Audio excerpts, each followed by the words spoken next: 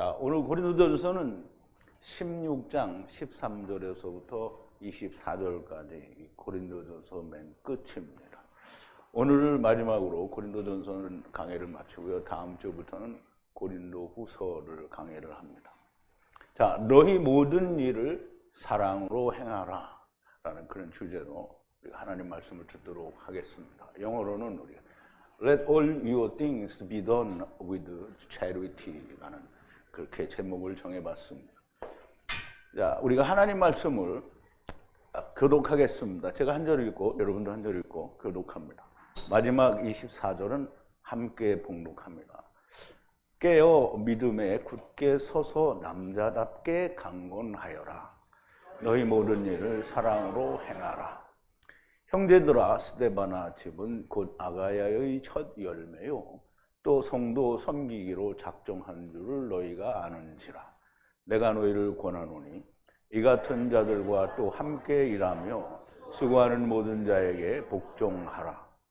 내가 스데바나와 부드나도와 아가야에 온 것을 기뻐하노니 저희가 너희의 부족한 것을 보충하였음이니라. 저희가 나와 너희 마음을 시원케 하였으니 그러므로 너희는 이런 자들을 알아주라. 아시아의 교회들이 너희에게 문안하고 아굴라와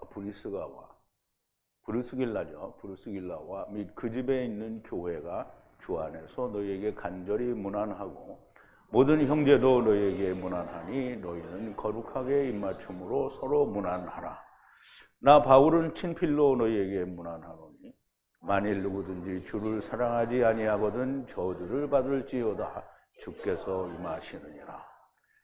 주 예수 그리스도의 은혜가 너희와 함께하고 나의 사랑이 그리스도 예수 안에서 너희 무리와 함께할지어다. 아멘. 우리 잠깐 기도하겠습니다. 우리가 하나님의 말씀 아무리 살펴보고 또 살펴봐도 하나님은 저희를 사랑하시는 오직 사랑이심이 너무 틀림이 없습니다. 아버지 하나님, 우리가 이 하나님의 사랑을 알진대 우리가 이 하나님의 사랑으로 우리가 모든 것을 사랑해야 될 줄로 믿습니다. 주님은 원수도 사랑하라 하셨고 우리의 지체들도 당연히 사랑해야 됩니다. 아버지, 그러나 우리의 생각 또는 우리의 마음에 우리 육신의 사랑이 아니라 우리 주님이 우리를 사랑하신 그 사랑을 우리가 동일하게 나타내야 될 줄로 믿습니다. 이스라엘을 사랑하셨으나 믿지 않는 자들을 버려두셨습니다. 아버지, 오늘 우리가 하나님을 믿는 형제들을 사랑할 뿐만 아니라 믿지 않는 자들도 사랑해야 하는데 우리가 그냥 버려두는 것은 멸망에 버려두는 것이 아니라 하나님의 구원하심에 버려두는 것인 것을 우리가 잘 깨닫고 오직 내가 살아서 내 마음으로 내 육신으로 사랑하는 것이 아니라 하나님이 나를 사랑하신 사랑으로 사랑하는 자들이 다 되어지게 하여 주시옵소서. 우리가 고린도전서를 끝내면서 사도 바울이 고린도 교회를 향한 뜨거운 사랑과 근심과 걱정이 무엇인지 염려가 무엇이었는지 우리가 깊이 살펴보고 하나님의 사랑을 우리가 다시 한번 깊이 깨닫는 귀한 시간이 되도록 인도하여 주시옵소서. 예수님의 이름으로 기도하옵나이다. 아멘. 자, 우리가 이제 너희 모든 일을 사랑으로 행하라. 그러면 이제 교회에서 우리가 이런 강해를 들을 때 사랑으로 하라니까 막 사람의 사랑을 막 끄집어내서 열심히 사랑하라고 가르칩니다. 그런데 성경이 말하는 사랑은 사람의 사랑으로 사랑하라는 것이 아닙니다. 그러면 누구의 사랑으로 사랑해야 될까요? 하나님이 나를 사랑하신 사랑으로 사랑하라는 겁니다. 우리가 이 말씀을 좀 나누기 전에 우리가 어제 지난 시간에 나눈 말씀을 좀 되새김을 해볼게요. 지난 시간에는 그 후원금에 대한 것부터 시작을 했는데요. 성도들을 위한 후원금에 관하여는 갈라디아 교회에 명령한 것처럼 그렇게 너희가 하라 그랬어요. 갈라디아 교회에 어떻게 명했는지는 이 말을 들어서는 우리가 모르죠. 그런데 그 뒤에 보면 나옵니다. 후원금은 로기아 혹은 율로기아라고 하는데요. 로기아는 로고스라는 하나님의 말씀, 곧 예수 그리스도 안에서 나온 유래가 된 단어고요. 또 율로기아는 로기아의 선하다 또는 야타부, 합하다 이런 뜻이 같이 들어있어서 하나님과 말씀이 합한 자가 마음에서 우러나와서 말씀 안에서 드리는 것이 후원금입니다. 그래서 갈라디아 교회도 이렇게 말하자면 명령을 내린 거죠. 샤바톤의 하나를 따라서. 그래서 우리가 샤바톤은 안식일인데요. 안식일은 구약에서 말하는 금요일 오후부터 토요일 오후까지가 안식일이 아니고요. 여기는 샤바톤은 예수 안에 있는 것이 안식이라는 말입니다. 그러므로 우리가 이 땅에 있으니까 날에 속하지 않으므로 우리는 그리스도 안에 있으면 언제나 다 안식입니다. 그러면 그 안식의 어느 하나를 택해서 너희가 모두 각자가 자기 자신에게 거두어, 자기가 따로 두어서 저축을 하고 길이 잘 되도록, 즉 예수 그리스도의 길이 잘 되도록 하라는 거죠. 내가 갔을 때 너희가 후원하지 않도록, 갔을 때 부랴부랴 꺼내서 이렇게 하지 말고 다 준비를 해놓으라는 거죠. 샤바토는 어떤 날이 아니고요. 주님 안에 있는 날 중에 한 날입니다. 내가 도착하면 인정된 자에 의해서, 즉 너희가 바라는 자, 너희가 원하는 자, 너희가 인정한 자에 의해서 너희가 주는 편지와 함께 보내면 너희 은혜를 예루살렘으로 가져가겠다라고 한 거죠. 그러나 만일 또 내가 가야 된다고 하면 자기도 함께 가겠다라고 합니다. 내가 마게도냐를 지날 것인데 지나면 너희에게로 들어가서 너희를 만나 겨울 동안 남아있고 너희가 나를 내가 가야 할 곳으로 보내주게 하려 함이라 그랬는데요. 본래 2차 전도 여행 때 그 드로아에서부터 이 빌립보 그리고 데살로니가 그리고 베레아 그리고 아덴에 갔다가 고린도 교회를 이제 개척을 한 겁니다. 그런데 에베소에 있다가 그렇게 또 마게도냐를 거쳐서 고린도 교회로 가려는 거예요. 그래서 너희에게 가서 내가 얼마 동안 겨울 동안이라고 했는데 그것은 사도행전에 보면 석 달이라고 그렇게 표현이 되어 있습니다. 그런데 고린도전서에 기록한 모든 이 책망과 격려의 말을 더욱더 굳게 했을 거라는 것을 우리는 믿어 의심치 않습니다. 그러므로 이 말을 하는 겁니다. 그냥 지나가는 길에 너희를 만나는 것이 아니고 얼마 동안 머물러서 너희를 책망한 말씀을 굳게 하려는 것이다 라는 의도가 들어있는 거죠. 내가 오순절까지 에베소에 머무르려는 것은 사도 바울이 복음을 전하는 그 일에 에베소에서 하나님께서 크게 역사하셔서 문이 크게 열렸는데 대적자는 너무 많다는 거예요. 그러므로 오순절까지 기다려야 된다는 말은 사도 바울의 마음에 오순절에 성령이 오셨기 때문에 성령님께서 이 크게 일하시는 에베소에서 성령님의 역사가 더욱더 확실하고 크게 나타나서 대적자들을 물리치기를 기다린다라는 그런 의미가 되겠습니다. 디모데가 오면 디모데를 이제 지금 에라스도와 같이 편지를 써서 보내게 됩니다. 그러면 디모데가 오면 디모데를 주의하라는 거죠. 그러니까 잘 살피라는 겁니다. 그를 두려움이 없이, 디모데가 갔을 때 두려울 수 있는 상태가 고린도 교회라는 거예요. 왜? 주의 말씀을 전하는 자가 두려울 수 있는 상태는 유대주의자들이 너무 많아서 고린도 교회의 성도들이 입을 못 여는 상태라, 그런 상태라고 보면 됩니다. 그래서 두려움이 없이 너에게 있게 하라.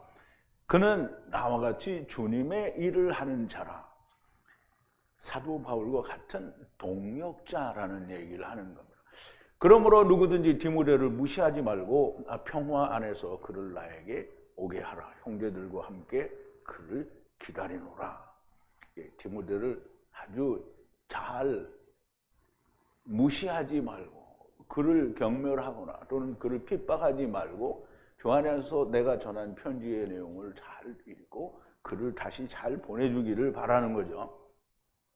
그런데 이제 아볼로가 이 고린도 교회에 처음 에베소에서 이제 바울이 에베소에 처음 와가지고 물론 이제 처음 2차 전도여행을 마치고 갈 때 에베소에서 내가 하나님의 뜻이면 다시 오리라 그랬는데 안디옥으로 돌아가자마자 다시 3차 전도여행을 떠나서 에베소로 온 겁니다. 그럼 에베소로 와서 그때 다시 시작을 할 때 아볼로는 이미 고린도 교회로 갔어요.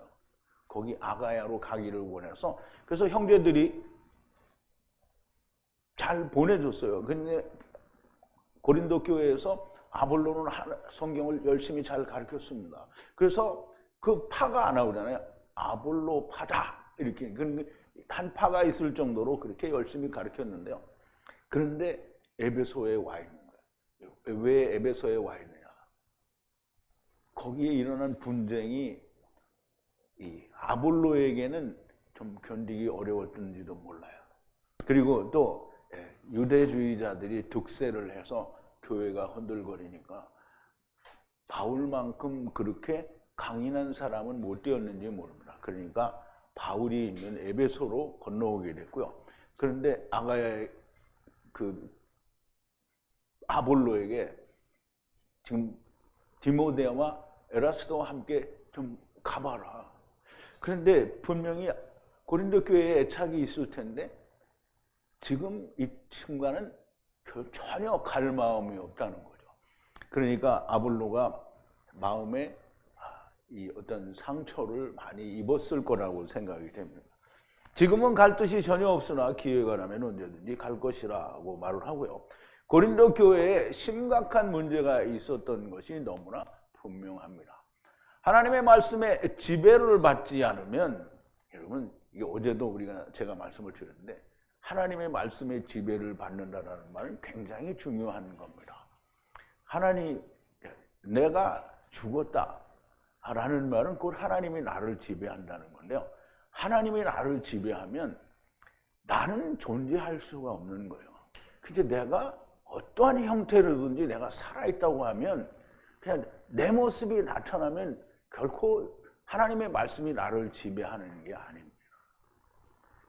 하나님의 말씀에 지배를 받는다라는 말은 여러분들이 좀 깊이 잘 깨닫고 이해를 해야 됩니다. 하나님의 말씀에 지배를 받지 않으면 결국은 유대주의자들이 와서 유대주의자들은 언제든지 어디에나 다 있는 겁니다. 이스라엘의 유대인들만 유대주의자가 아니고요. 율법을 지켜야 된다. 자기를 의롭게 해야 된다고 하는 사람들은 무조건 다 유대주의자들이에요. 율법주의자라는 말이죠. 하나님의 말씀에 지배를 받지 않으면 갈라디아 교회가 성령으로 시작했다가 율법을 지키고 할례를 받아야 된다라고 하는 것처럼 고린도 교회처럼 다 그렇게 넘어질 수밖에 없습니다. 오직 바울처럼 하나님의 말씀에 온전한 지배를 받는 다스림을 받는 여러분 다스림 받는다는 게 뭔지 알아야 됩니다. 그냥 막 내가 머리만 커져서 나는 나를 자랑하는 하나님의 말씀을 자랑하는 자가 아니라 하나님의 말씀에 복종하는 그걸 마샬이라고 합니다. 마샬. 말씀과 성령으로 라메드 곧 30이 이루어진 사람이에요. 자기가 없는 사람이 돼야 됩니다. 언제든지 자기가 죽은 자가 아니면 그냥 자기도 모르는 사이에 머리만 커집니다. 머리가 커지면 뭐야? 자기가 가진 하나님의 말씀에 대한 지식을 어떻게든지 나타내려고 하는데 사실 자기가 죽은 모습은 없을 수도 있는 겁니다. 그걸 내가 말로 설명하는 것보다 내 몸으로 그걸 보여주어야 되는 겁니다. 자, 나는 죽고 내 안에 주님만 살아있어야 됩니다. 주님이 나를 다스려야 돼요. 여러분, 주님이 나를 다스려야 됩니다. 여러분은 주님의 다스림을 받는 겁니까? 아니면 내가 하나님의 말씀을 잘 이해하는 겁니까? 여러분, 스스로 판단할 수 있어야 됩니다. 자, 13절인데 오늘 본문입니다. 고린도 교회를 향해서 깨어서 믿음 안에 굳게 서고 남자답게 행하고 강하게 하라. 그럼 이제 이런 성경 구절을 가지고 세상에서 설교를 하면 믿음 안에 굳게 서서 그럼 교회 열심히 다니고 막 봉사를 열심히 하고 남자답게 강하게 하라 이렇게 얘기하겠죠. 근데 이 뜻을 알아야 됩니다. 자, 깨어 있다라는 말 그리고 견고히 서라는 거예요. 그리고 믿음 안에서 남자답게 이 말은 이씨답게라는 말이에요. 그렇게 강하게 하라. 이거는 자기를 강하게 하는 거예요. 누구처럼? 예수님처럼. 예수님이 어떻게 담대했죠? 어떻게 강했습니까? 내가 세상을 이기었노라 너희는 담대하라. 이게 지금 그 말입니다. 자, 이게 오기 전에도 몇 번이나 발음을 해봤는데 발음이 잘 안 돼요. 그레고 뉴마인가 뭐 그레고 튜어인가 그래요. 그레고 튜어. 이게 깨어 있다라는 말이에요. 이 말은 유래가 어디서 됐냐면 에게이로 이게 다시 살아난다. 이게 부활한다라는 의미를 가지고 있는 거예요. 그러면 다시 살다 해서 유래가 되었으니까 그리고 여기 또 잊어먹었어. 안드로 조이스인가? 네, 안드로 조이스인데요. 그럼 이 말은 무슨 말이냐면 아네르, 이제 이씨와 그 다음에 이 아네르 이씨고요. 여기는 또 같이 이씨예요. 그럼 이제 이씨에서 유래가 된 단어니까 뭐냐면 이씨답게 행동하라는 거예요. 그러면 이 말은 무슨 말이냐면 깨어서 다시 살아서. 그럼 이제 우리가 잠자다 깨는 게 아니고요. 물론 잠자다 깨는 걸 수 있어요. 그러나 복음이 없는 상태에 있다가 복음이 들어와서 새 생명이 되어서 이씨답게, 이씨는 누구라 그랬죠? 예수 그리스도답게 그렇게 믿음 안에서. 그럼 이제 보세요. 내가 예수 그리스도와 함께 죽고 예수 그리스도와 더불어 같이 살아요. 그러면 예수님이 십자가에서 죽고 다시 사셨잖아요. 그럼 나도 내 나무 십자가를 가지고 예수님이 죽을 때 나도 같이 죽고 주님이 사실 때 나도 사는 걸 말하는 거예요. 그렇게 살아서 그 믿음 안에서 어떻게 해요? 이씨답게 예수 그리스도처럼 행하라는 거예요. 예수 그리스도가 뭐 했어요? 우리를 사랑했잖아요. 그럼 우리도 사랑을 해야죠. 근데 내가 가진 육신의 사랑, 내 마음에 나는 이렇게 이 사람을 위해서 헌신한다 이런 사랑이 아닙니다. 예수님이 유대인을 사랑해요? 안 해요? 사랑해요. 안 믿어서 멸망을 당하지만 여전히 사랑해요. 그러니까 어떻게 했어요? 메시아 왕국 때까지 버려두는 거예요. 버려두고 메시아 왕국에 다시 거두는 거예요. 그러면 메시아 왕국이 오기 전에 죽은 사람은 어떡하냐? 뭘 어떻게 해요? 어떻게 하기는 음부에 가서 음부가 뭐 하는 데인지 알잖아요. 그건 쉐월은 다시 배우는 데예요. 그래서 성령님과 함께 소금 언약을 불로 친다고 했잖아요.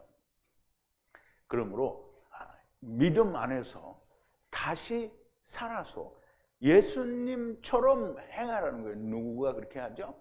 사도 바울과 다른 제자들이 그렇게 하는 겁니다. 예수 그리스도의 나무에 달려 죽으심과 함께 죽고 다시 살아서 굳게 서라는 말이 됩니다. 용감하게 행동하라는 것은 이씨답게 행동하여 강하라는 겁니다. 이씨는 예수님이고요. 주님이 너희는 담대하라. 내가 세상을 이기었노라. 그러면 주님이 내 안에 살았으면 내가 세상을 이긴 거예요? 아니면 내가 세상에 다스림을 받는 거예요? 그럼 이겼는데 주의 군사가 이겼는데 삶에 얽매이면 돼요? 안 돼요? 그러니까 성경 지금 그래서 바울이 그 얘기를 하는 거예요. 주의 군사는 삶에 얽매이면 주의 군사가 아니라는 거예요. 내가 하는 얘기가 아닙니다. 무슨 이렇게 얘기해서 자기가 막 거기에 걸리면 목자님 그러면 우리가 어떻게 하라는 거예요? 그렇게 나한테 얘기하면 안 되는 거예요. 내가 했어요? 이 얘기를? 성경이 얘기한 거잖아요. 그러면 그게 그렇게 부대끼면 하느님한테 기도를 하세요. 하나님 나는 이거 못합니다.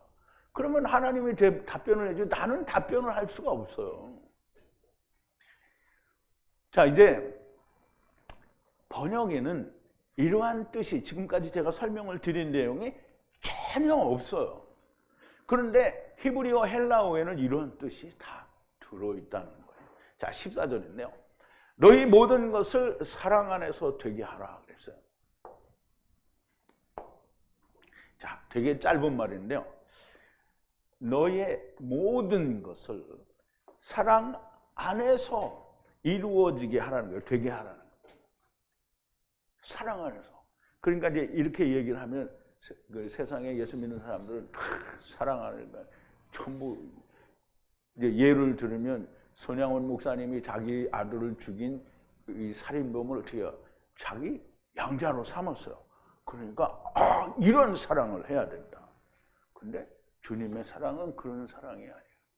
주님의 사랑. 그러면 그 손양원 목사님의 그 이 숭고한 생각을 내가 무시하거나 멸시하자는 게 아니고 생명이 예수 그리스도의 말씀으로 구원을 얻는 생명이 거기에 있느냐라는 걸 우리가 한번 되짚어 봐야 된다라는 거예요. 그래서 내가 누구를 나의 힘을 다해서 사랑하는 건 사랑이 아니에요. 우리 고린도전서 13장에서 분명히 얘기했잖아요. 천사의 말을 할지라도, 사람의 방언을 말을 할지라도, 예언을 할지라도, 모든 비밀을 다 알고 있을지라도 사랑이 없으면 울리는 꽹과리와 같다고 했지 않습니까? 그럼 무슨 사랑이 있어야 된다? 주님의 사랑이 있어야 되는데요. 주님의 사랑은 뭐예요? 오래 참고. 이제 그 이유는 좀 이따 나오니까 이따. 자, 이제 보세요.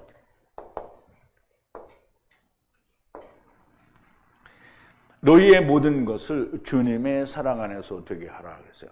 주님의 사랑이란 주님과 함께 세상에 대하여, 육체에 대하여, 율법에 대하여 나무에 달려 죽는 게 주님의 사랑입니다. 그러면 주님의 사랑을 알려면 내가 어떻게 해요?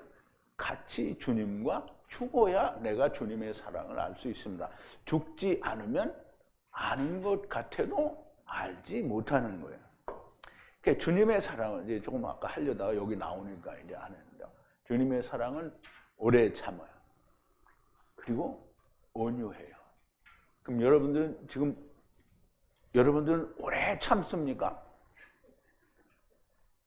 이게 오래 참는 건 언제까지 오래 참냐면 예수님은 어떻게 해요? 주님은 세상이 끝날까지 참는 거예요. 그럼 여러분들은 이렇게 참아요? 사랑한다고 좀 안 되면 이렇게 하잖아요. 그죠? 그러면 어떻게 해요? 주님의 사랑이 없는 거죠. 그리고 온유해요. 여러분들은 모든 일에 대해서 다 온유합니까? 온유한지 않아요. 투기하지 하는 자가 되지 않는다 그랬는데, 투기하는 마음이 나는 이만큼 눈꼽만큼도 없다 이래요? 다? 아니죠. 자랑하지 않는다. 자랑 안 해요. 그런데 어떤 때는 갑자기 막 자랑이 솟아나. 왜? 나는 이런 진리의 말씀을 다 안다는 거예요. 진리의 말씀은 알면 자랑이 아니고요. 더 겸손해야 됩니다. 교만하지 아니하면, 이게 참 중요한 거예요. 교만하다는 말은 머리가 커진 거예요. 내가 진리의 말씀, 최초의 말씀, 하야, 세르, 하야, 처음요와 나중요와 첫사람아담, 나중사람아담, 케르부, 씨 뿌리는 자, 거두는 자, 하여간 진리를 다 알아. 근데 그거 내 안에 들어와서 내가 그것과 하나가 돼서 그걸로 다스림을 받지 않으면 뭐냐면 머리가 커져요. 왜? 나는 많이 아니까. 이거 절대 안 된다는 거예요. 무례의 행치 아니다. 내가 누구에게 무슨 행위를 하는데 사람이 살다 보면 누구든지 부딪히고 만나게 되죠. 그러면 그 만나는 일에 있어서 자기 주장이 강해서 상대방이 불편을 느끼면 그게 뭐예요? 무례히 행한 거예요. 자기의 유익을 구하지 않아요.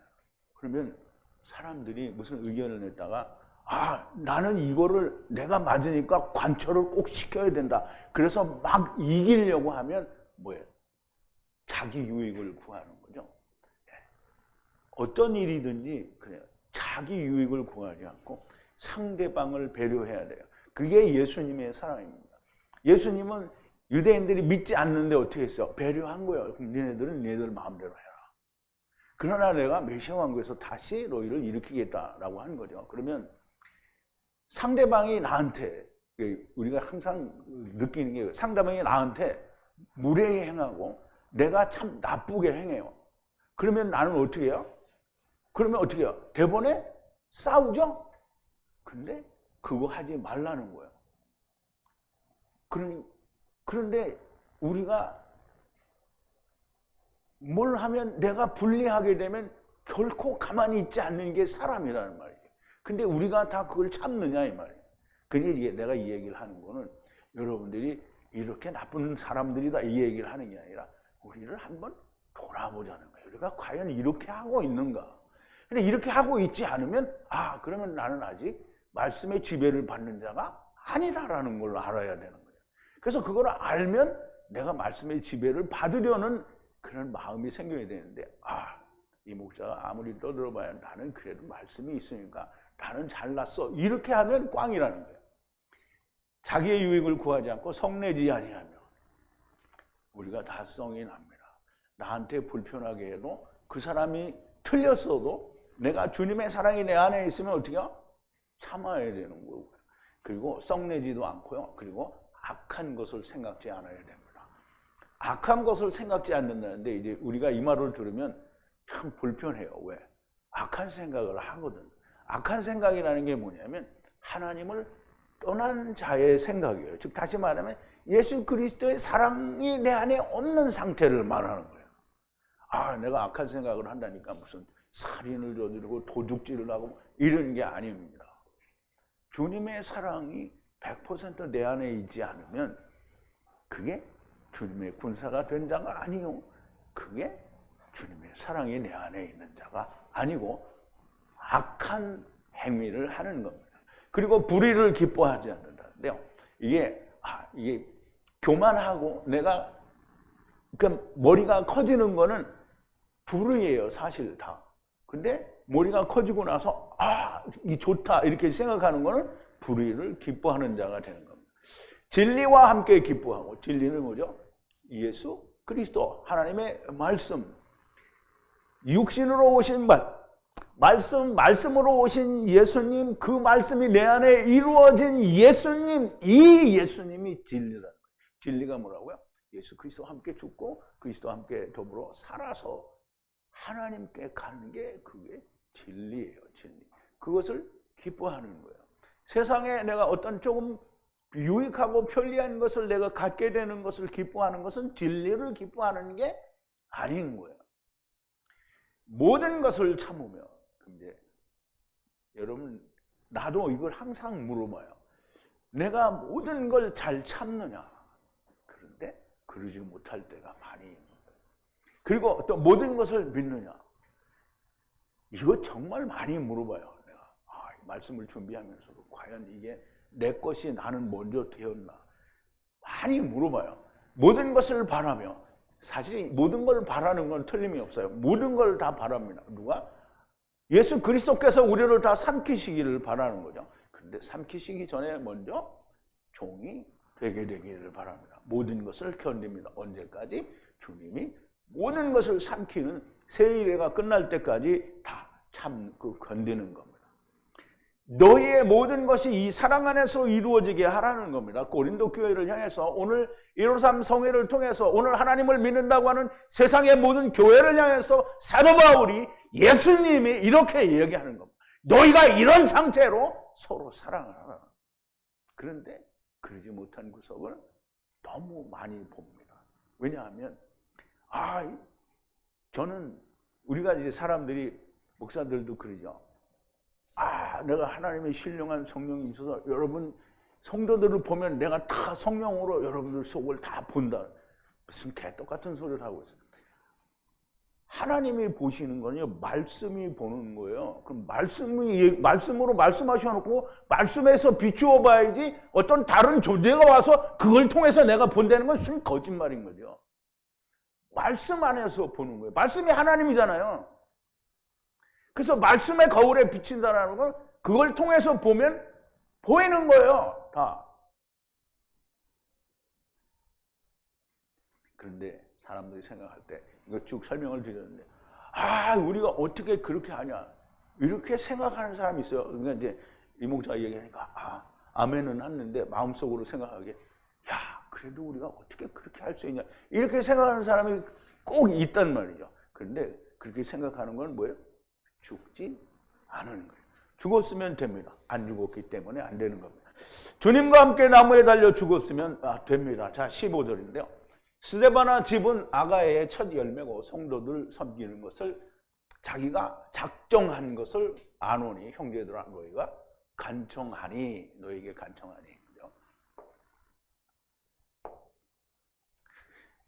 간청한다는 거예요. 너희들, 형제들아 너희들에게 간청하는데 알으라는 거죠. 스데바나 집을 이제 안다는 거예요. 아가야에서 첫 열매라는 거예요. 예수님이 첫 열매가 된 것처럼 아가야 지방은 완전히 이 고린도 교회가 있는 여기는 헬라 지역이잖아요. 완전히 이방 지역에서 이 스데바나가 첫 열매라는 거예요. 그리고 섬김으로 성도들을 섬길 것을 작정했다는 거예요. 누가? 스데바나라는 사람이. 그 스스로 작정을 했다는 거예요. 우리가 그 스스로 했다니까 그럼 나도 내 스스로 그게 아니에요. 여기는 내 스스로는 뭐냐면 스데바나, 여기서 스데바나 집이라고 하잖아요. 집은 사실상 구약 전체에서 성전이라는 의미를 가지고 있어요.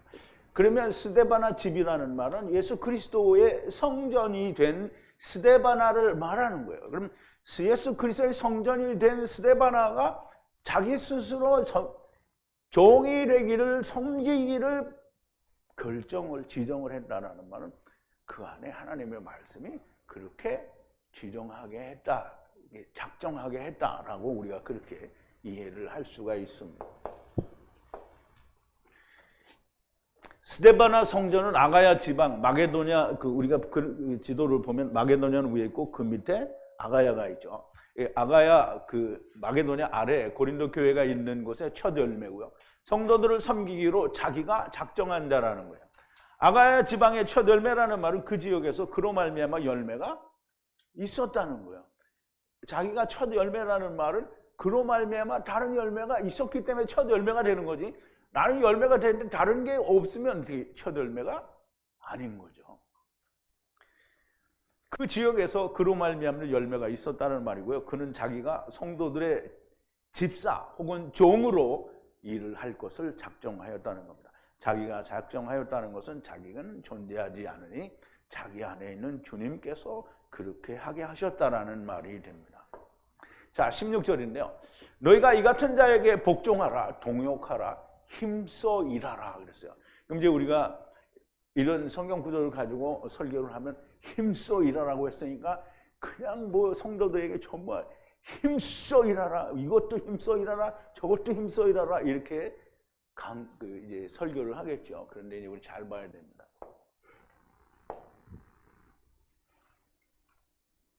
자, 이와 같이 네가 복종하라는 거예요. 이 같은 사람에게. 그리고 모두 함께 일을 하라는 거예요. 함께 일하라는데, 그런데 어떻게 일하라? 힘써서 일하라는 거예요. 함께 일한다라는 말은 뭐예요? 동역자라는 거예요. 동역자. 함께 일하라니까 뭐 백지장도 맞들면 낫다 그러니까 백지장 하나 당신 하나 들고 나 하나 들고 이렇게 함께 일하라는 게 아니에요. 백지장을 둘이 맞들면 어떻게 해요? 찢어져요. 굉장히 불편한 겁니다. 같이 일하라는 건 뭐냐면 주님의 일을 하는데 너도 동일한 일을 하라는 거예요. 동역자는 그건 거예요. 한 열매를 맺기 위해서 내가 일하는데 부족하면 그 사람이 함께 일을 해서 열매가 되게 하면 그게 동역자인 거예요. 백지장을 마치 들고 갔다가 다리 하나 삐끗해서 넘어지면 쫙 찢어지잖아요. 그죠? 그럼 안 되는 거예요. 그거 결코 그런 얘기가 아니고요. 하나님의 그 열매, 곧 하나의 생명이 태어나게 하기 위하여 서로 힘이 되게 하라는 거예요. 그게 동역자입니다. 여기서 힘써 일한다는 말은 조금 이따 다시 설명이 나오지만 그냥 내가 막 힘써 일하는 게 아니고요. 피곤하여 쇠약하여질 때까지 일을 하라는 거예요. 근데 이제 우리는 되게 어때요? 조금만 피곤하면 그냥 가서 이제 빨리 집에 가기를 원하죠. 이 같은 자는 첫 열매고 첫 열매이고 다른 이에게 열매를 준 자에게 복종하라. 이 복종한다라는 말은 아까도 얘기했지만 마샬이에요. 마샬. 말씀과 성령으로 아버지와 아들과 내가 하나 되는 것이 지금 마샬의 다스림을 받는 거예요. 이것은 그냥 왕 앞에서 네 하고 속으로는 다른 생각을 하는 이런 게 마샬이 아니고요. 말씀과 성령으로 30을 이루어진 것을 말합니다. 그러면 말씀과 성령으로 30이 이루어져서 주님과 하나님이 내 안에 성령으로 계시면 내가 누구의 지배를 받는다고요? 하나님과 성령의 말씀, 곧 하나님의 지배를 받는 거예요. 근데 하나님의 지배를 받는데 하나님이 자기 생각대로 하고 하나님이 이렇게 하라고 했다고. 그 말이 돼요, 안 돼요? 안 되는 거예요. 절대 그렇게 하면 안 됩니다. 말씀과 성령으로 30을 이루는 것은 이 말씀은 예수 그리스도와 같아지는 것을 말합니다. 예수 그리스도의 다스림을 받는다는 것이고요. 스데바나 성전에게 복종하고 그와 같은 자가 되어 동역하라는 거예요. 그런데 힘써 일하라 그랬는데요. 여러분이 사전을 찾아보세요. 이 힘써 일한다는 말은 피곤하여 지칠 때까지, 그리고 지쳐서 그보다 또 다른 연관 단어를 찾아보면 쓰러질 때까지, 고통스러워서 넘어질 때까지, 죽을 때까지 일을 하라는 거예요. 그럼 이제 어제도 우리가 밥을 먹고 교제를 하면서 말씀을 나눴는데, 쓰러질 때까지 일을 하면, 보세요. 사도 바울은 40에 하나 감한매를 몇 번 맞았다고요? 5번 맞았어요. 그러면 한 번 맞으면 어떻게 될까요? 그 40에 하나 감한매는 정말 무자비한 거예요. 가죽줄에 거기에 뭘 달아가지고 그것도 우통을 벗겨서 맨살에다가 그거를 40번을 때리니 거기 하나를 빼요. 그럼 그거 바울이 막 덩치가 산 많은 사람도 아니고 정말 조그만 사람인데 그거 40번 맞으면 어떻게 했어요? 죽겠죠. 그런데 바울이 하나님이 같이 하니까 안 죽어요. 그렇게 죽기까지 고난을 하는데 바울이 또 살아나요. 하나님이 하나님께서 사랑하시는 자에게 뭘 준다고요? 잠을 줘요. 여러분, 잠을 잘 자면 피곤이 싹 풀립니다. 우리 자매님도 여기 피곤하면 들어서 자고 나오면 다음에 쌩쌩하잖아요. 우리가 피곤해서 하루가 정말 죽을 것 같은데, 여러분이 젊었을 때를 생각하면 틀림없습니다. 막 젊었을 때는 뭐 밤새도록 놀고 실컷 자고 나면 멀쩡하게 일어나는 거예요. 물론 나이가 들으면 그렇게 하지는 못하지만 진짜 하나님의 일을 열심히 하고 정말 피곤해서 죽을 것 같아도 자고 일어나면 새 힘을 받게 되어 있습니다. 그냥 세상을 살아도 그렇게 되는데 하나님의 일을 하는데 하나님이 그렇게 안 해주신다면 말이 안 되는 거죠. 바울의 경우를 바로 우리는 너무나 명백하게 그 하나님이 그 일을 하게 하신다는 걸 알 수 있어요.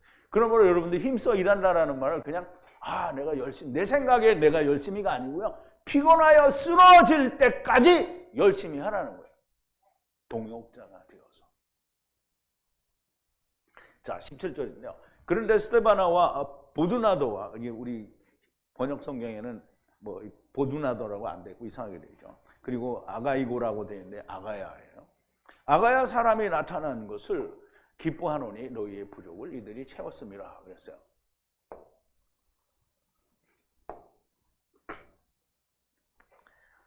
자, 스데바나와 보드나도와 아가야 사람이 도래했다는 말인데요. 이거는 주님이 재림하실 때 오는 그런 단어를 쓴 거예요. 그렇게 온 것을 기뻐하라는 거예요. 너희의 결핍을 이들이 어떻게 했어요?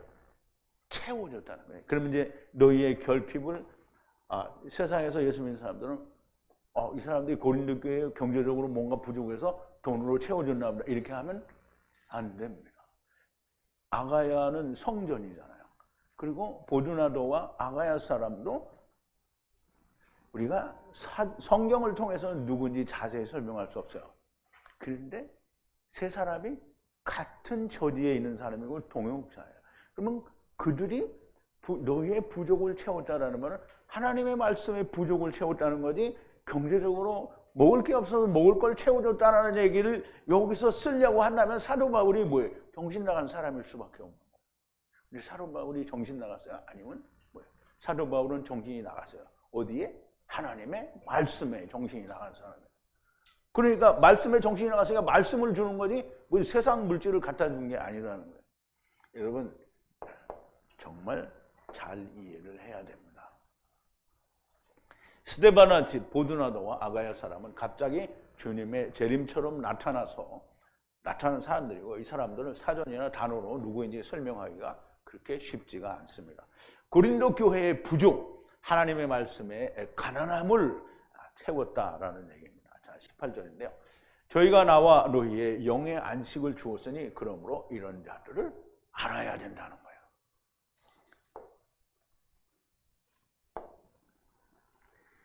쉼, 평안을 나의 영혼과 너희의 영을 안식을 줬다는 거예요. 쉼을 줬다는 거예요.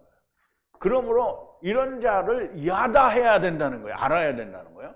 이와 같은 자를 야다해야 된다는 거예요. 그러니까 스데바나 집과 보드나도와 아가야 사람은 지금 바울이 너희가 이 같은 사람을 야다해야 된다는데 이 사람들이 어디 가서 술이나 먹고 땡깡이나 부르고 저작거리에서 막 싸움질이나 하고 그런데 이 사람을 너네가 야다해라 이런 말을 하지는 않을 거 아니에요. 그러니까 주님과 동일한 믿음을 가지고 있는 사람이니까 너희가 이런 사람들과 야다해야 된다라는 얘기를 하는 거 아니에요. 그죠?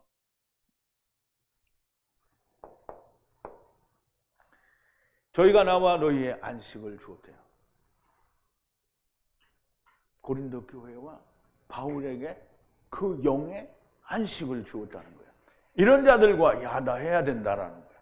이렇게 우리의 영에게 안식을 줄 수 있는 자는 오직 예수 그리스도와 더불어 하나가 된 사람만 안식을 줄 수 있는 겁니다. 바울의 영혼에는 안식을 누가 줬어요? 하나님이 주시잖아요. 그러면 고린도 교회의 영의 안식을 누가 줬다고요? 스데바나와 보드나와 아가야 사람이 줬다는 거예요. 그러면 바울에게 준 그 주님과 아가야의 사람과 보드나도와 그리고 스데바나는 어떻게 해요? 동급이라는 거잖아요. 그러면 급이 동급이라는 게 아니라 주님이 가진 걸 그들도 똑같이 가지고 있다는 거예요. 그러니까 바울이 너희는 나를 본받아라 이렇게 말했던 바울이 고린도 교회는 뭐냐면 내가 어쩌고 하면 또 딴소리 할 것 같으니까 이 사람들과 하나가 되라는 거예요.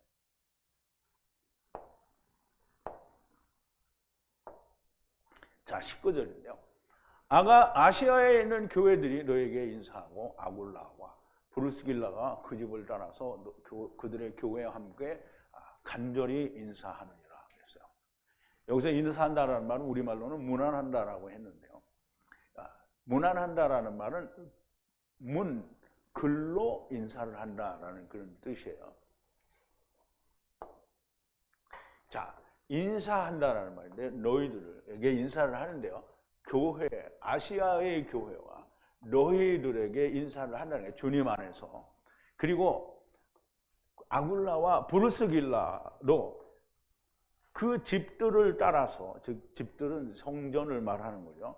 그리고 그들의 집들을 교회가 너희들에게 문안한다는 거야. 브루스길라도 고린도 교회가 알고요. 아볼로도 알고 다 압니다.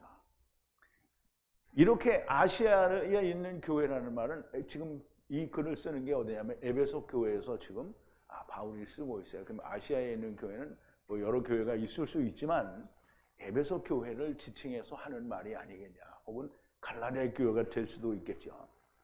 그래서 그렇게 서로 문안을 하니까 글로 인사를 하니까 너희도 글로 인사를 받으라는 거예요. 바울이 자기와 함께 있는 모든 형제가 문안하니 너희도 거룩한 입, 곧 거룩한 말씀으로 서로 문안을 하라는 거예요. 그러면 또 편지를 보낼 수도 있지만 이거를 받았으니까 그 말씀에 대해서 그 마음으로 믿음으로 화답하면 되는 거죠. 자, 21절인데요. 나 바울은 나의 손으로 문안하노라. 그럼 이제 손으로 문안한다는 말은 자기가 편지를 써서 내가 이렇게 너희들에게 보내니 이것이 너에게 인사가 된다라는 말이죠. 바울은 편지로 문안 인사를 한다는 겁니다. 자, 22절인데요. 누구든지 주 예수 그리스도를 사랑하지 않는 자는 저주를 받을지어다. 마란아타, 마란아타. 그러겠네요. 끄면 안 돼.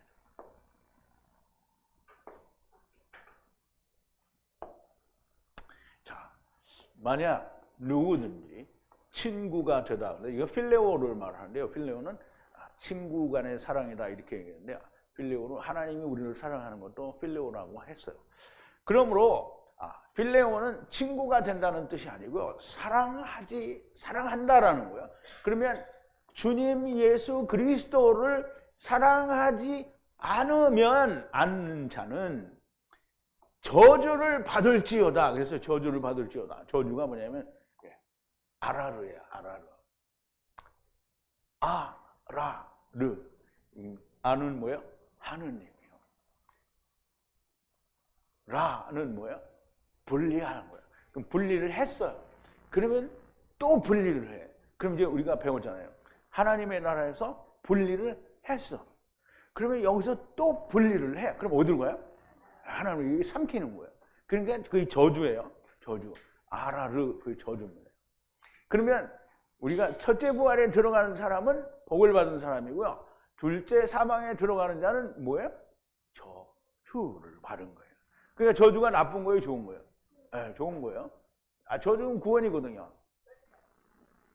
자, 근데 이제 보세요. 마라나타, 마라나타. 여기 이제 마란아타 이렇게 해놨는데요. 이게 두 번이 있나 봐요. 마라나타, 마라나타 이렇게 썼어요. 그래서 마라나타라는 말은 좀 이따 설명을 드릴 텐데요. 누구든지 주 예수 그리스도를 사랑하지 않는 자, 미워하는 자 아니에요. 사랑하지 않는 자. 근데 요한일서에서 뭐라 하냐면 형제를 사랑하지 않는 자는 뭐 하는 거였어요? 미워하는 자라고 그랬어요. 그러면 예수님이 뭐라 했어요? 세상이 나를 미워한댔잖아요. 그럼 세상이 나를 미워하였으니 세상이 너희를 미워할 거라는 거예요. 그러면 사랑하지 않는 자는 미워하는 거고요. 그러니까 어떻게 한다고요? 저주를 받을지어다. 아라르. 그러면 둘째 사망 간다는 거죠. 야, 마라나타, 마라나타. 이 말은 뭐냐? 마란이라는 말은 주님이라는 뜻이고요. 주여. 좀 이따 설명을 드릴게요. 야, 주 예수 그리스도와 함께 나무에 달려 죽고 다시 산 자가 아니면 저주를 받을지어다라는 말이에요. 저주는 아라를 받을 것이라는 말이 있음이고요. 마라나타, 마라나타, 주여 오시옵소서, 주여 오시옵소서라는 말인데요. 마란아타에 대해서 설명을 드릴게요. 마라나타는 마란이라는 아람어인데요. 사전에는 나오지 않아요. 그런데 아타라는 말은 히브리어 사전에 나와요. 스트롱 코드가 857이고요. 아타, 오시옵소서라는 말인데 그냥 오라는 말이 아니고 이 파자를 하면 누가 오는 건지를 이야기를 해요. 그러면 이제 보세요. 마라는 말씀으로 분리된 물고기라는 뜻인데요. 말씀으로 분리된 물고기는 우리가 될 수도 있지만 먼저는 주님 안에서 우리가 온 거니까 주님이 되겠죠. 말하는 아람어라고 하는데 스트롱 코드도 없고요. 사전에는 존재하지 않습니다. 아타라는 말은 아람어인데 히브리어와 같이 사용되어지는 것으로 보입니다. 그래서 아타는 아버지가 400세겔을 내신 은혜.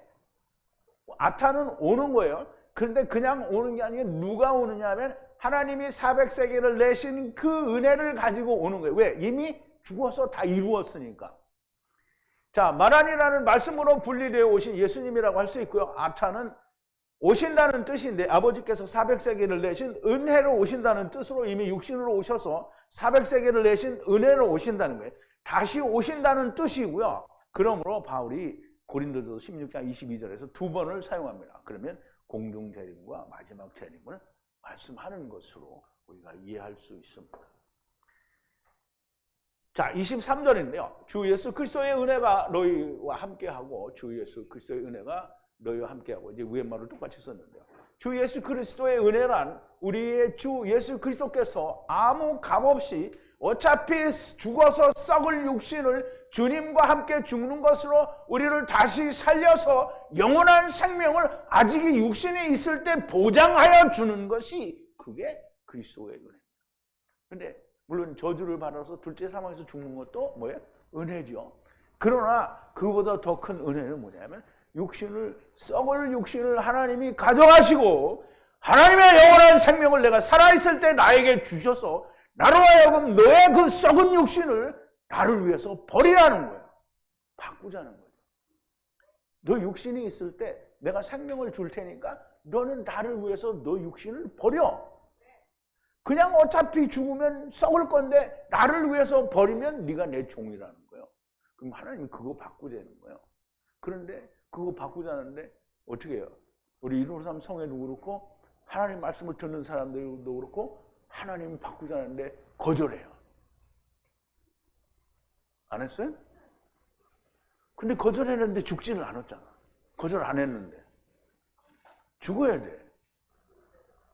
그 말에는 할 말이 없죠? 죽어야 돼. 예? 근데 이제 설교를 뭘 들으셨는지 몰라. 오래 참아요? 투기하지 않아요? 안 하잖아요. 그럼 죽었다고 말하면 안 돼요.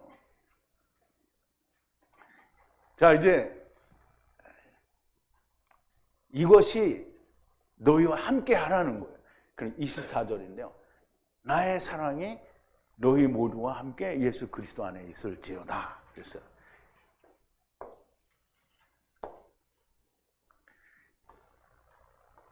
나의 사랑이요. 누구의 사랑이요? 사도 바울의 사랑이에요. 사도 바울의 안에는 무슨 사랑이 있어요? 우리가 생각하는 우리의 사랑이 아니고요. 사도 바울의 안에는 예수 그리스도의 사랑이 있어요. 그래서 그 사랑을 그리스도 예수 안에서 너희 안에 있을지어다. 아멘. 아멘은 뭐요? 이루어지이다.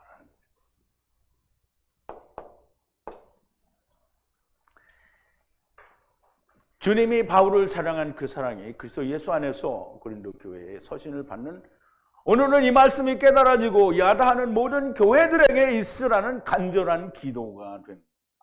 우리 주 예수 그리스도의 은혜와 주 예수 그리스도의 사랑이 너희 무리와 함께 여기를 그리스도 예수 안에서 기도하는 겁니다. 이게 무슨 얘기냐면요. 고린도 후서에 가면 오늘날 교회에서 목사들이 손을 올리고 이제는 우리 주 예수 그리스도의 은혜와 하나님 아버지의 극진하신 사랑하심과 성령님의 감화 감동하심이 오늘 여기에 모인 무리들에게 영원토록 함께 계시기를 예수님의 이름으로 축원합니다. 이게 그 얘기하는 거예요. 근데 이거 목사들이 자기가 이 주님의 사랑을 가졌어요? 안 가졌어요? 안 가졌어요? 그럼 이거 해봐야 뭐예요? 소용이 없는 거예요. 근데 이렇게 손을 안 올리고 예수 그리스도의 사랑이 오늘 저와 여러분들에게 충만하기를 바랍니다. 내가 그거 있어. 그럼 내가 그거 하면 어떻게 해요? 아멘이 되는 거죠. 근데 없는 사람은 그거 해봐야 아멘이 안 돼. 아멘을 해도 소용이 없다는. 고린도전서를 이제 벌써 끝내게 되는데요. 고린도전서를 마치는 지금 우리는 하나님의 말씀에 대해 얼마나 우리가 그 말씀이 깊어졌고 풍성해졌는지 우리 스스로 여러분들은 자각할 수 있을 겁니다. 앞으로도 더욱더 깊어지고 풍성하여져서 진정 모든 일을 주 예수 그리스도의 사랑으로 행하는 자가 되기를 바랍니다.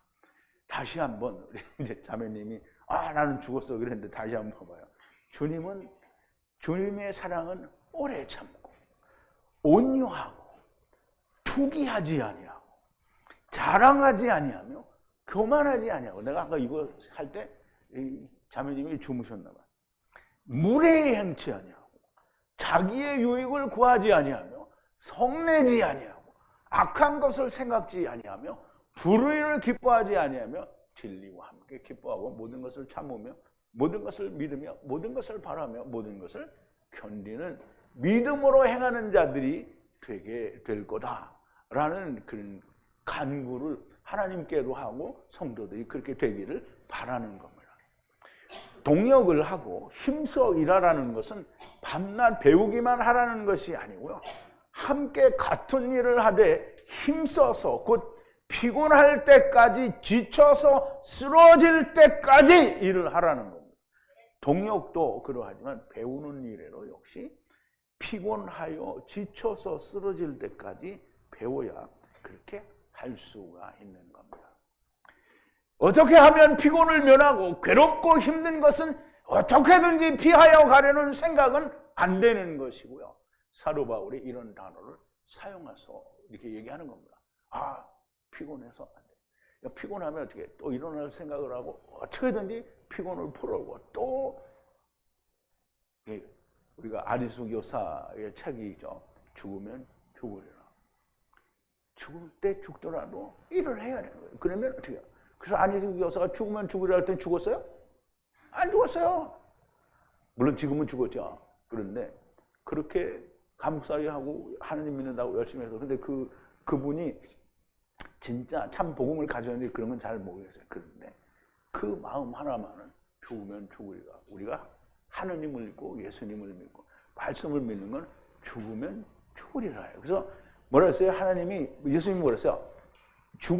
자기를 미워하고 죽는 자는 살고 자기가 살고자 하는 자는 어떻게 해요? 죽는다. 이건 이순신의 말이 아니에요. 성경에 이미 나와 있는 얘기를 하는 거예요. 여러분 제발 좀 죽기를 두려워하지 말라고 생명을 줬는데 그냥 맨날 죽기를 두려워하는 거잖아요. 세상에 힘든 거 피하고. 자, 사도 바울을 통해서 하나님께서 말씀하시는 말씀에 비춰보면 아직 지쳐서 쓰러지고 피곤할 때까지 배우거나 일하는 사람은 보이지가 않습니다. 시로라기 같은 틈만 보여도 마귀는 삐집고 들어옵니다. 순식간에 무너질 수 있는 거예요. 하나님의 말씀의 지배를 받는 사람은 무너지지 않겠죠. 그런데 그렇지 못한 사람은 머리가 커지고 자기 배가 나오고 그리고 자색 옷을 입게 되고요. 그리고 떵떵거리게 되어 있습니다. 고린도 교회가 그랬고요. 오늘 우리 하나님의 말씀을 들으시는 여러분들에게는 이러한 일들이 일어나지 않기를 바랍니다. 조금만 나태한 생각을 가지고 게으르면 바로 이런 일이 일어납니다. 어떤 일이냐면 잠언에 솔로몬이 이렇게 기록했는데요. 게으른 자여, 네가 어느 때까지 눕겠느냐? 네가 어느 때에 잠이 깨어 일어나겠느냐? 좀 더 자자, 좀 더 졸자, 손을 모으고 좀 더 눕자 하면 내 빈공이 강도같이 오며 내 곤핍이 군사같이 이르리라. 불량하고 악한 자는 그 행동에 게으란 입을 벌리며 눈짓을 하며 발로 뜻을 보이며 손가락질로 알게 하며 그 마음에 패역을 품으며 항상 악을 꾀하여 다툼을 일으키는 자. 그러므로 재앙이 갑자기 임한즉 도움을 얻지 못하고 당장에 패망하리라. 여러분, 내가 육신이 좀 피곤하다. 피곤하니까 어떻게든지 그냥 내 생각에 내 느낌은 그래. 어떻게든지 도망가려는 것 같아. 어떻게든지 빨리 가려고 하는 건 그렇게 느껴진다 이 말이에요. 누가? 내가. 뭐 다른 사람은 모르겠어요. 하나님은 그렇게 안 느끼시는지 몰라요. 나는 그렇게 느끼는 거예요. 그러면 어떻게 해요? 게으른 자가 어떻게 된다고요? 망하는 거예요. 여러분, 하나님의 말씀이 내게 들어왔으면 게으를 수가 없습니다. 어떻게든지 하나님의 말씀에 목숨을 걸어야 됩니다.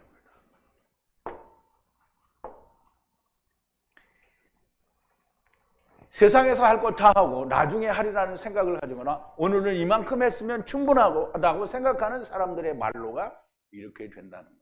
내일은 존재하지 않는다는 마음으로 하나님의 말씀을 배워야 합니다. 앞으로 많은 날들이 있으니 편하게 가자는 생각은 멸망의 지름길이 됩니다. 성경은 항상 진리를 말씀하고 있는데 게으름을 부리고 속히 믿지 않는 사람들이 있습니다. 많은 날들을 받아놓은 것이 아닙니다. 내일 죽는다고 생각하고 하나님의 일을 해야 합니다. 배우는 것도 하나님의 일입니다. 하나님이 이르시되 어리석은 자여, 오늘 밤에 내 영혼을 도로 찾으리니 그러면 내 예비한 것이 네 것이 되겠느냐. 누가복음 12장 20절인데요. 어리석은 부자에 대해서 주님이 얘기하는 겁니다. 지금 어리석은 부자는 뭐예요? 우리가 돈만 가지고 뭐 경제적으로 부자가 된 사람을 얘기하는 게 아닙니다. 하나님의 말씀을 쥐꼬리만큼 알고 나는 이제 알았어. 그리고 뒤로 자빠지는 사람, 이거 바로 이런 사람이에요. 오늘 저녁에 네 영혼을 가져가면 뭐예요? 그 배운 게 어디다 써먹을 거예요? 하나님은 그 배운 걸 어떻게 해요? 쓰라고 하는 거잖아요. 그러면 쓰려면 어떻게 해야 돼요? 부지런하여 게으르지 않고 열심히 해야 하나님이 계속 어떻게 해요? 붙잡아 둘 수밖에 없는 거잖아요. 그런데 맨날 나태하고 게으르면 어떻게 해요? 이거 쓸모가 없구나. 그러면 어떻게 해요? 버리면 어떻게 해요? 금방 죽어요. 여러분, 목숨을 걸고 일을 해야 됩니다. 말만 그러지 말고는. 늘 하는 이야기지만 이 말은 세상에 있는 사람에게만 하는 것이 아닙니다. 오늘 하나님의 진리의 말씀을 들은 여러분들에게도 하시는 말씀이고 믿음 안에서 깨어서 견고히 서서 이씨처럼 강하게 행하라고 하셨습니다. 여러분들이 다 이런 분들이 되기를 바랍니다. 우리 기도하시겠습니다. 거룩하신 자비로우신 긍휼과 은혜가 풍성하신 우리 아버지 하나님, 감사와 찬송과 영광을 돌립니다. 고린도 교회에 간절한 마음으로 고린도전서를 편지를 보낸 사도 바울의 마음을 우리가 헤아리고, 하나님의 말씀으로 세워진 교회가 자기를 내세우는 율법주의자들이 점령했을 때 일어나는 교회의 타락과 문제와 거기에서 일어난 많은 고난과 핍박을 우리가 배우고 생각하고, 거기에 대하여 바울이 책망하고 위로하는 말씀을 이제까지 고린도전서를 통하여 우리가 깊이 배웠습니다. 정말 많은 진리, 부활과 하나님의 사랑과 우리 많은 것을 배웠는데, 아버지, 우리에게 부활이 있으니 오늘 내가 죽는다고 한들 하나님의 말씀을 배우고 익히며 전하고자 하는 일에 무엇이 두려울 것이 있으며 하나님이 나를 다스리시는데 내가 세상에 대하여 염려할 것이 무엇이 있겠습니까? 하나님, 저희들을 성령을 충만하게 허락하시고 말씀도 충만하게 하시고 저희들을 사용하여 주시옵소서. 예수님의 이름으로 기도하옵나이다. 아멘.